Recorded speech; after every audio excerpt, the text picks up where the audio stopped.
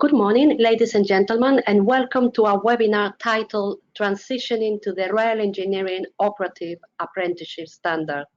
We thank you for joining us. Before we start, I'd like to explain a few things about our webinar platform to allow you to get the most out of the experience. All viewers will be listen-only mode. However, to engage with the webinar, please use the on-screen panel. Using the tabs of this panel, you can adjust your audio settings. You can also use the question and chat tabs to engage with us. We expect that our webinar will be extremely popular, but we'll do our best to answer your questions and queries. After the webinar, we will be providing a recording of the webinar, a copy of the slides, and a Q&A sheet to address any unanswered questions. Now, let's get going.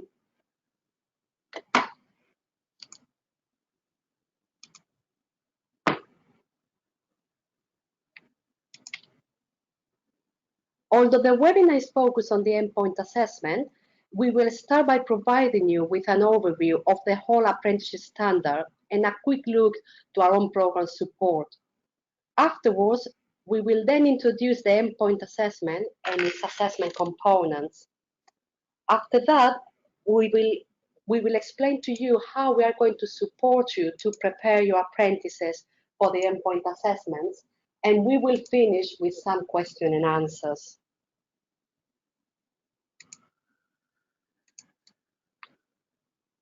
So first of all, it is important to remember what it is an apprenticeship standard. Every apprenticeship standard has three components: an on-program phase with on-the-job and off-the-job training, and this is when the apprentice is going to acquire the knowledge and skills and behaviors needed to perform as a competent rail engineering operative.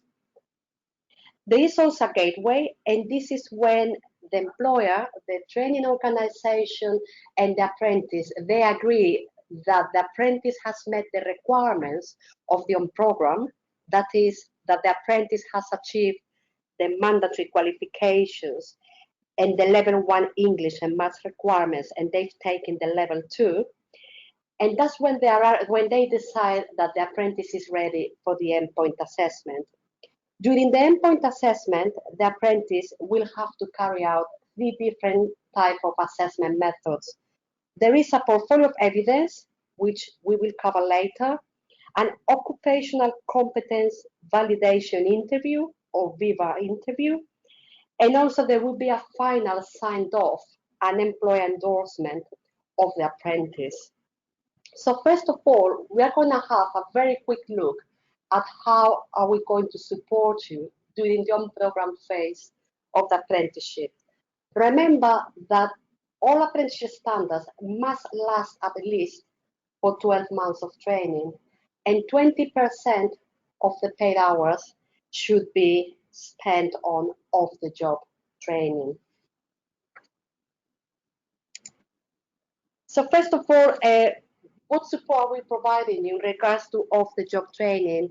As you can see at the bottom of the slide, there is a link to a webinar in which we explain the latest funding guidance version 6 that explains very clearly how to document, how to evidence 20% of the job.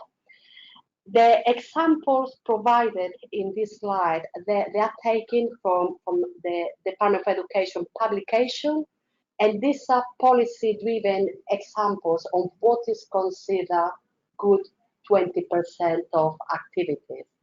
So you can see some of them are practical training, shadowing or being mentored by a colleague, visiting other departments within the employer premises, time spent at the college, etc.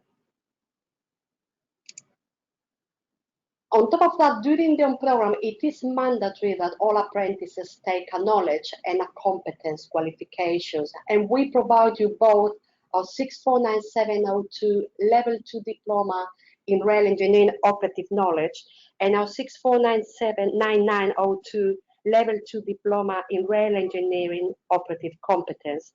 Please remember that it's not just about technical skills and knowledge, it is also about how the behaviors expected from a rail engineering operative are developed and demonstrated during the own program.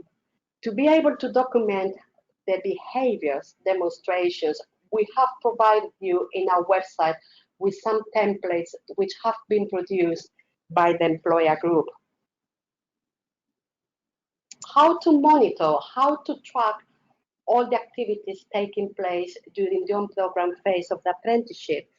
We provide you with an e-portfolio learning assistant, a competence management system that enables apprentices to take control of the learning so they can access it 24/7. And also the employer, the training organization, the EQAs, and the assessors are able to access this portfolio 24/7. The good news is that it provides plenty of capacity for any types of evidence to be submitted, such as videos, photos, audio files, and also it allows you to track and to evidence the on and off the job training, the guided learning hours taking place during the program, and produce reports on the job and off the job training to evidence for the offset inspections.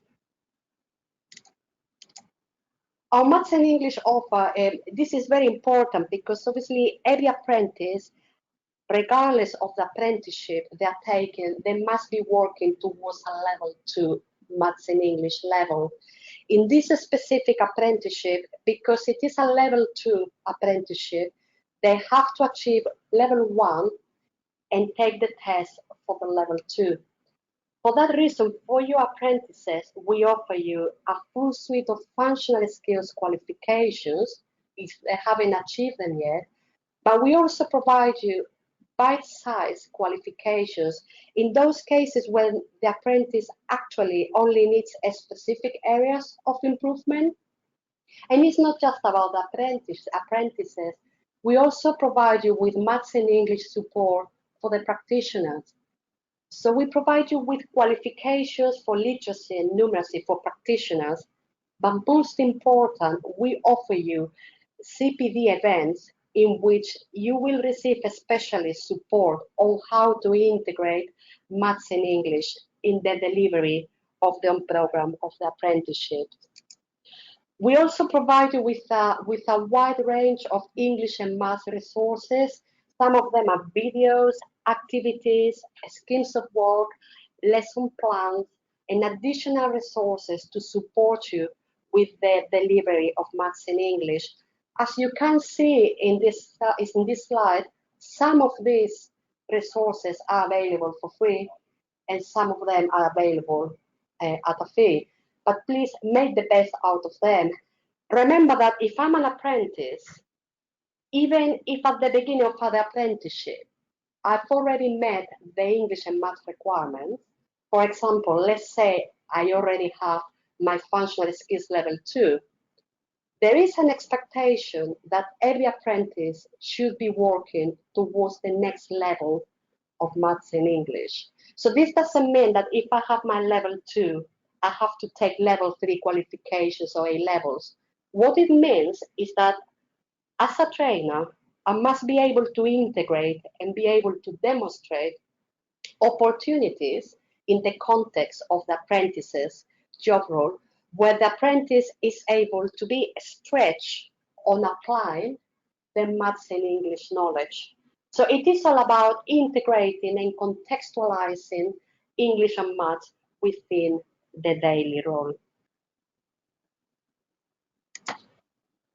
Last but not least, during our own programs offer, we also provide you with some blended e-learning materials and some documents to support you ensure that you cover the main topics of the common inspection framework.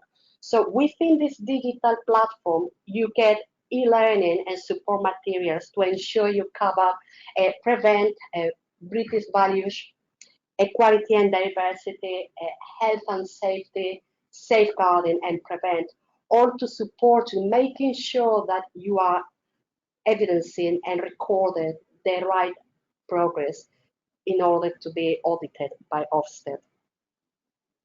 So this is a very quick summary of our own program offer and how we support you delivering this specific occupation.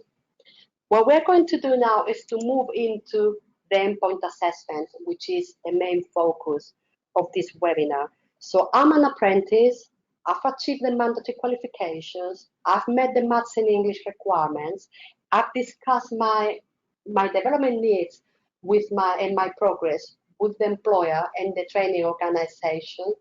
We are happy at the gateway that actually I'm meeting all the requirements of the program and that I'm ready for the endpoint assessment. So the next thing is to register the apprentice within our endpoint assessment service. So which are the main components of the endpoint assessment? First of all, during the later part of the on-program training, the apprentice, with the support of the employer and the training organization, they must put together a portfolio of evidence. This portfolio of evidence is not the MVQ portfolio. We don't want to receive the MVQ evidence.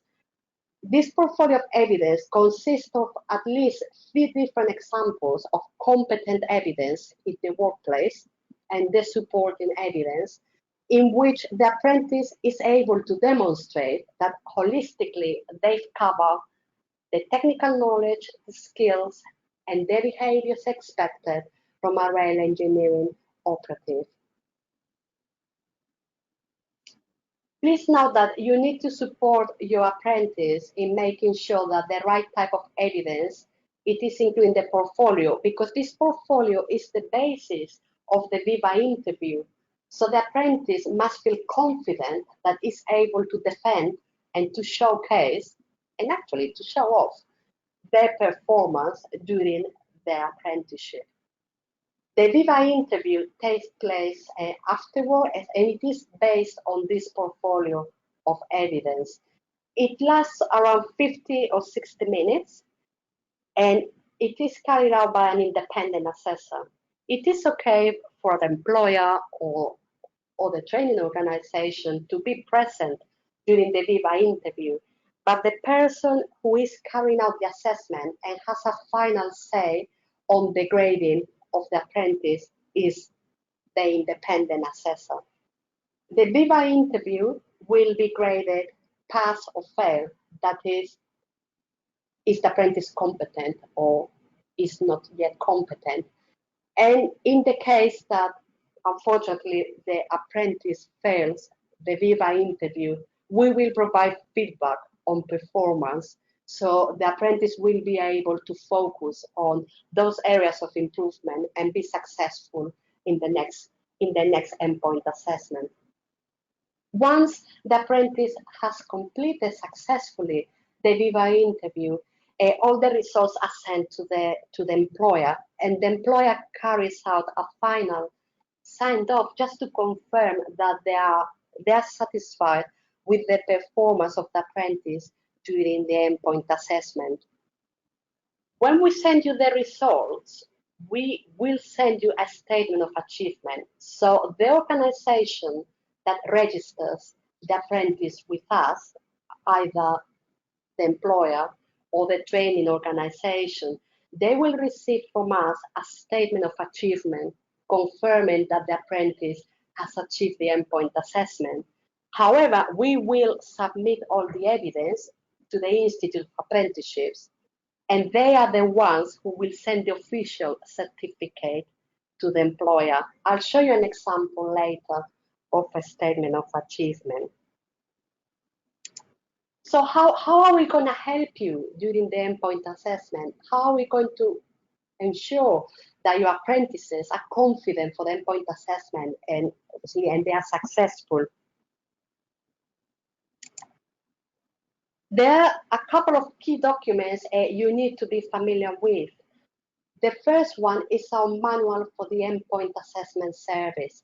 This manual it details how our endpoint assessment service works for any apprenticeship standard. So this is not just for railways, it's for any apprenticeship standard delivered by City and Guilds or ILM via the Endpoint Assessment Service. The type of information you find within this manual is about the application and the registration process. What are the terms and conditions? For example, what happens if the Viva interview has to be cancelled? What's the notice period? Are there any cancellation fees? And what is the quality assurance process we carry out across our endpoint assessment activities? So this manual is available to anyone delivering or interested in carrying out endpoint assessments with City and Guilds or ILM for any occupation. But the second manual we provide you with, and this is specific to the Rail Engineering Operative, is the Endpoint Assessment Pack for training providers and employers. So what information can you find here? Obviously, a description of the standard, guidance on how to book this specific endpoint assessment, guidance for the employers and the training providers on how to prepare the apprentice for the Viva interview in this specific case, what the grading criteria is going to be, and how the feedback will be sent to the apprentice. But there is also guidance specifically for your apprentices, so they are aware in advance of what to expect during the endpoint assessment activities, how to prepare the portfolio, what to look out for, what will be the main assessment criteria that will be touched on during the Viva interview. And we also provide you with recording forms. These recording forms, some of them are for the gateway. So it's the declaration form in which the employer, the training organization, and the apprentice declare that the apprentice is ready for the endpoint assessment. But we also provide you with templates to prepare the portfolio of evidence and what main topics or elements to focus on to prepare for the Viva interview. All this information, I've included all the links in the presentation, which will be sent to you later, and you will be able to access these documents, which are available in our website. On top of that, another thing we do is that for every apprentice, when you register them for endpoint assessment, we provide you with an EPA preparation tool. So what is this? In our experience, in many hundreds now of endpoint assessment events and the feedback we receive from our own apprentices, what we've discovered is that apprentices are not that challenged by getting ready for the endpoint assessment in the sense of being holistically assessed on technical skills and knowledge. What apprentices really struggle with is with getting ready for type of assessment methods they've never faced before. So for example, in the case of the Rail Engineering Operative, how do I prepare for a Viva interview? What is a Viva interview? So if I'm an apprentice, when I'm registered for the endpoint assessment, I'm going to get access to this digital platform. In this digital platform, because the Viva interview is part of this standard, I'm going to get a diagnostic test that is going to try to determine how confident or what's my experience in being part of a Viva interview. Depending on the feedback I provide as an apprentice of what my experience is, I'm going to get personalized digital materials to help me prepare for the Viva interview. I mean, there are many centers who, what they do is that they register for endpoint assessments very early during their program, so they can use this specific EPA preparation tool for the apprentices during their own program or during the induction to the apprenticeship program. So it is not focused in rail content, it is focused on how to excel, how to be successful in a Viva interview, for example, in this specific case. If you are delivering other apprenticeship standards, obviously in other apprenticeship standards, other assessment methods will be covered. But for this one, apprentices will get fully support to prepare for the Viva interview. So just to wrap up about our endpoint assessment service, and before I move on into the pricing strategy, let me just at one glance go with you through the endpoint assessment journey step by step. And this is going to help us also like summarize everything I've explained so far. So first of all, apprentices are recruited, an induction takes place. The provider or the employer, it depends on the case, the registered apprentice on the ILR. If you want to use our own program resources, such as the mandatory qualifications or the maths and English or the digital resources, you need to access these materials through the War Garden. The learner completes their own program phase of the apprenticeship. That means that they've been at least 12 months on training with 20% of the job, and they've also met the maths and English requirements. Around 60-90 days before you need the endpoint assessment to take place, you will register the apprentice for the endpoint assessment. As I said before, you can register them whenever you want, so you get access to the EPA preparation tool. As long as you don't register later than around 60-90 days before the endpoint assessment, you can register them anytime you want. We have a specific team, endpoint assessment team, that is going to call you to agree with you when is the best time and the best location to carry out the Viva interview for the apprentice. We'll process the declaration form, the endpoint assessment takes place, we send you the results and the grades are confirmed, we send you a statement of achievement, and the Institute for Apprenticeship will send the apprenticeship certificate to the employer. In the next slide, you can see an example of how a statement of achievement looks like. And as I said before, the apprentice will get feedback on their performance if they are unsuccessful. Last but not least, I wanted to cover with you what's the payment structure of this endpoint assessment.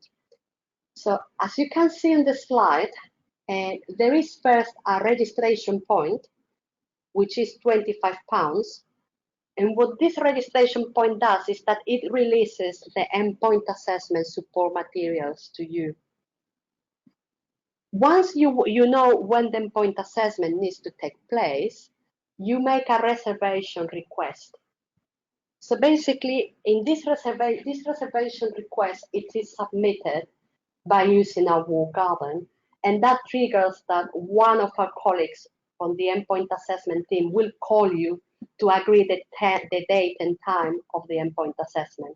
The endpoint assessment takes place, and after we send you the results of the endpoint assessment, that's when you will have to pay the balance of the endpoint assessment fee, which is £575.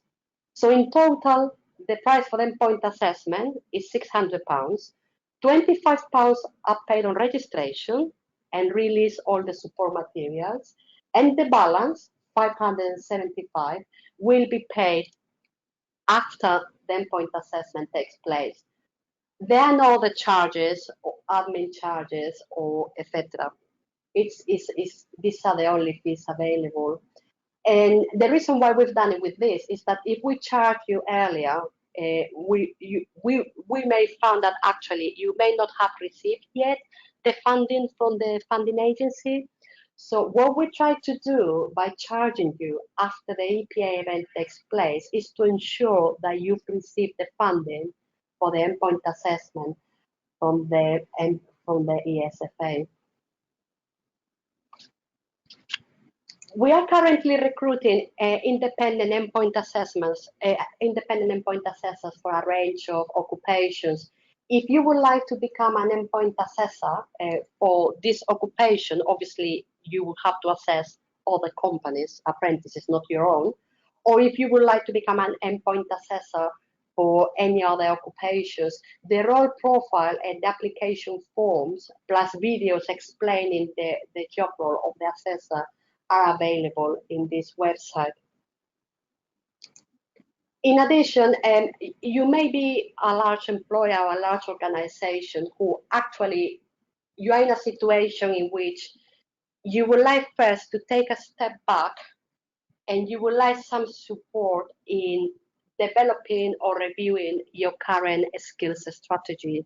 And we, City and Guilds, we offer a consultancy service, and we are happy to be your, let's say, critical friend, and provide you feedback and support on how your apprenticeships skill strategy has been developed for your organization, how to implement the offer, and analyze what upskilling needs you may have for your current workforce to be able to ensure you have the right infrastructure to deliver apprenticeships. Just before we go into questions, and sorry, I think I ran over a bit. If you want to receive any information about updates, please register for email updates. We are going to send you this recording webinar with the slides and any questions that you may send us. If for any reason we have no time to go through all your questions, feel free to email them directly to me, and I will include them in the Q&A pack after this presentation. And we do understand that not everybody likes webinars and not everybody likes videos or having to search our website. So if for any reason you would appreciate that, it would be more useful to set up a network event to share best practice with other organizations. And if you would like to host one of these events, please get in contact with me, because we will be more than willing to help you running this event for you and advertising it. And before we run out of time, if there are any questions, please go ahead.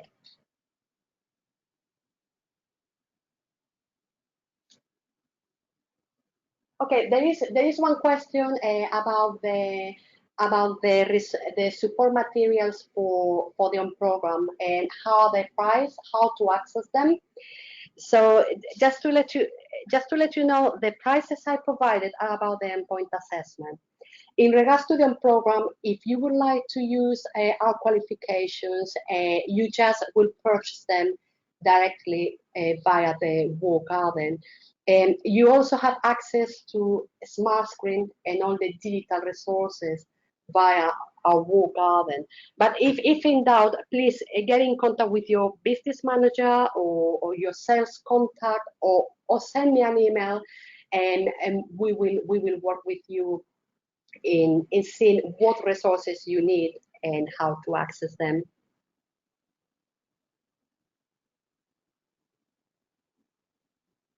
Yes, there is another question about the Maths and English events.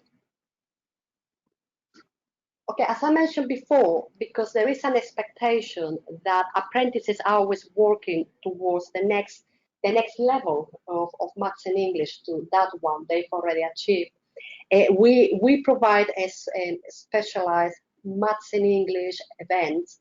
The idea of these events is to give you a toolkit and to help you understand how to better contextualize and integrate Maths and English opportunities within the ON program part of the apprenticeship. And I will send you the link with the Q&A, so on the dates of any future events. They are focusing numeracy and literacy and how to integrate them. So it's not just Rail specific. It is more about your practitioners within numeracy and literacy.